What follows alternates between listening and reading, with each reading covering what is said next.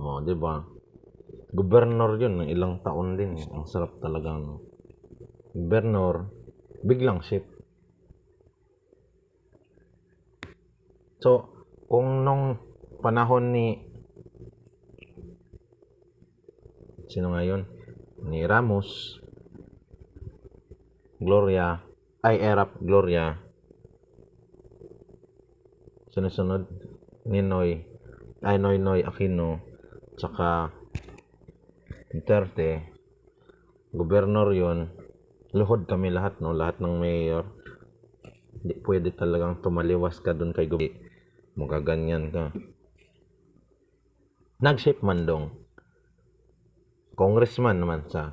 So, lahat ng representative from tanginang Mindanao, wala talagang mangyayari. Par luluhod ka talaga dun.